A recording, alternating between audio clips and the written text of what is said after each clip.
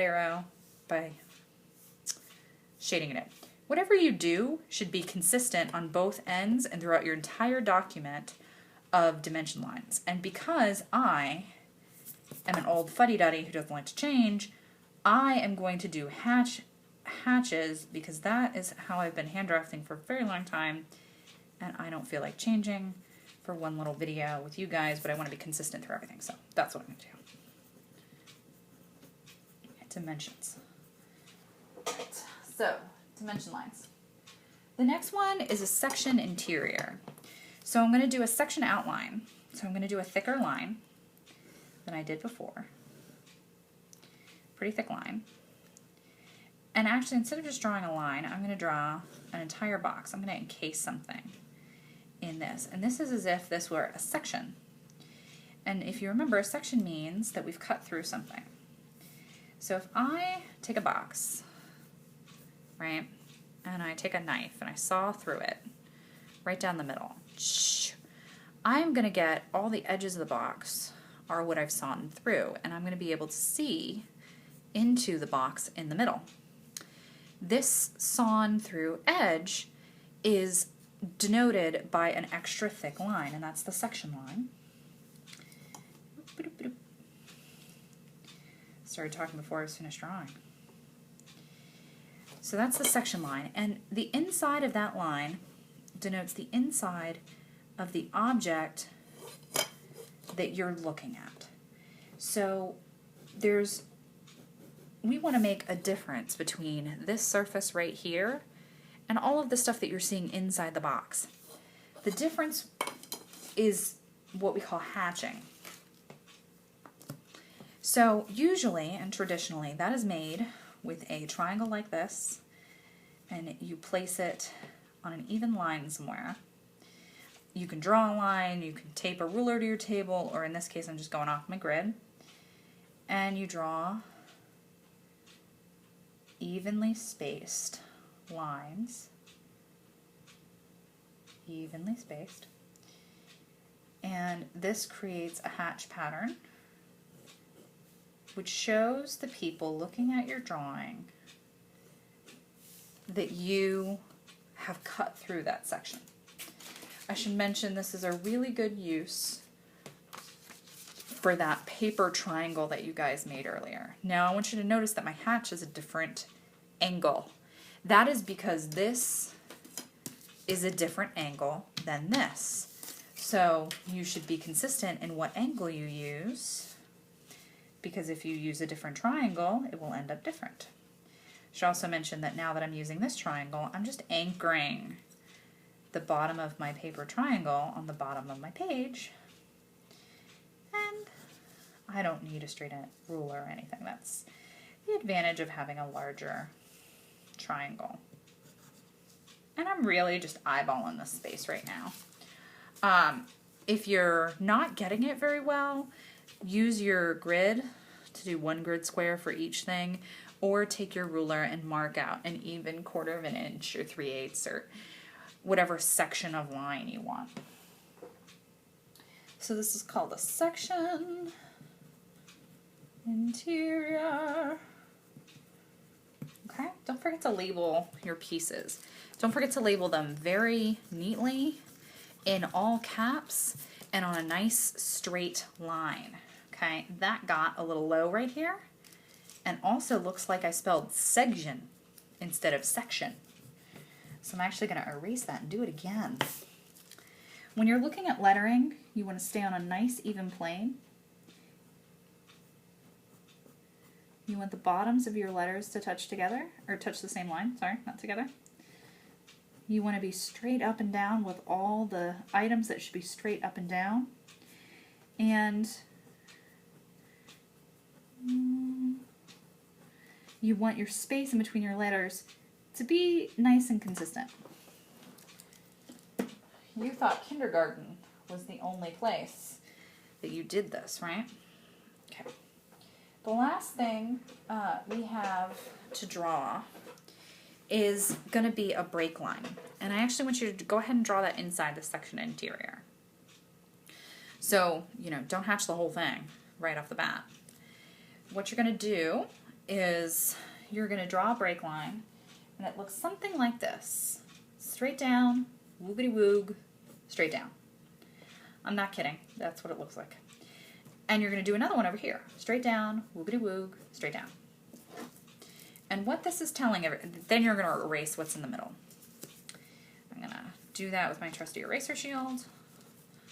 And what this tells people is that, hey, this wall kind of, sort of stops right here and continues somewhere else. For example, if I were drawing something that were 20 feet long, but it was the same thing for 20 feet, I could do that and then put a dimension line on it that just said 20 foot 0 inches. Whoa, that says 2 foot 0 inches. Nice. 20 foot 0 inches. There we go. I should also mention that when you when you make a dimension line, you are making a dimension line in order to show the size of something. So you want to put a number on that dimension line. So if you'd like, and by if you'd like, I mean please do, mark that at, actually it's 2.5 inches, isn't it? Because this length is 2.5 inches. So mark 2 1/2 inches. Done. Awesome. Okay. The next part of our project is going to be working on, again, I keep pushing this away from me. The next part of our project is going to be working on some of the things from the next page. And that is going to be, I want you guys to draw a set of stairs on a platform and then a ramp down the other side of that platform. So that's on page 128, and it shows you how to do that. I'm going to show you how to do that down here.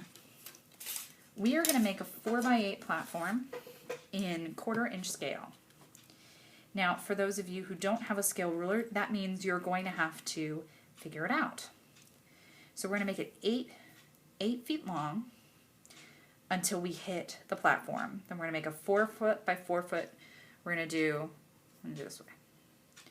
I'm going to do stairs. I'm going to make a platform that's 4 by 4, a ramp that's 8 feet, and a set of stairs that takes up 8 feet. Okay? So I'm going to start with an 8 foot by 4 foot box in 1/4 inch scale. That means 1, 2, 3, 4, 5, 6, 7, 8 feet to the 2.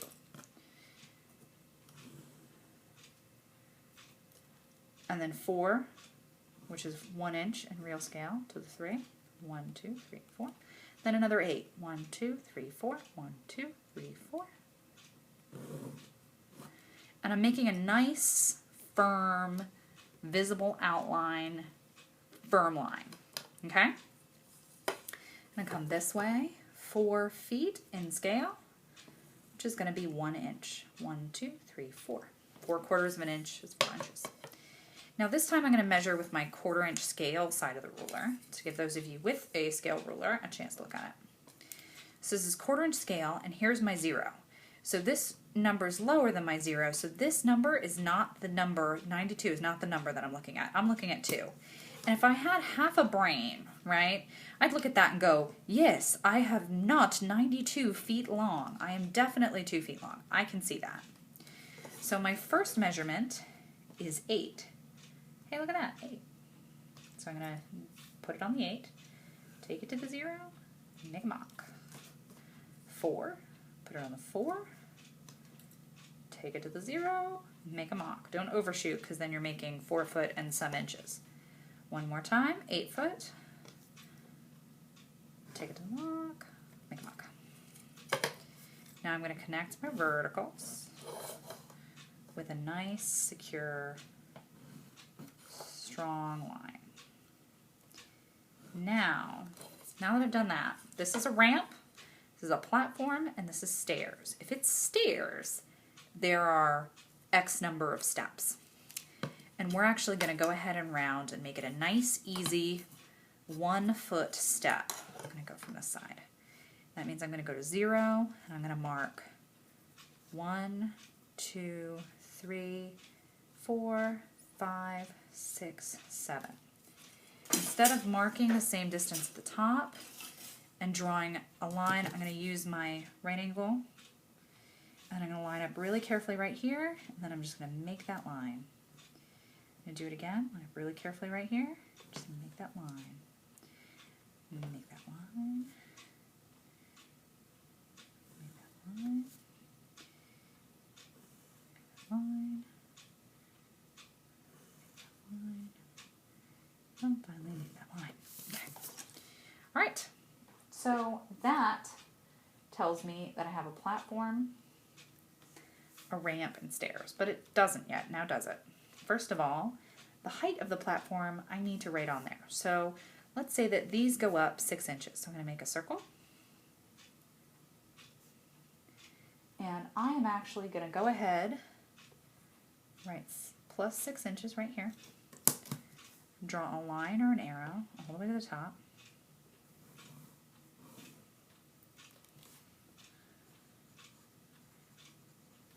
Draw a circle here. And 6, 1 foot, 1 foot 6, 2 foot, 2 foot 6, 3 foot, 3 foot 6, 4 foot 5, 4 foot 6, sorry. 4 foot 6 is going to be 48 inches plus 6, which is 54, so plus 54 inches. A platform also has a diagonal line going from one corner to the other. I'm going to skip over that bubble in the middle that has my height in it. Just go corner to corner. I can also erase all my extra information. Last but not least, I'm going to mark this ramp as going from 54 inches to 0 inches. Plus 0 inches, plus 54 inches. Line,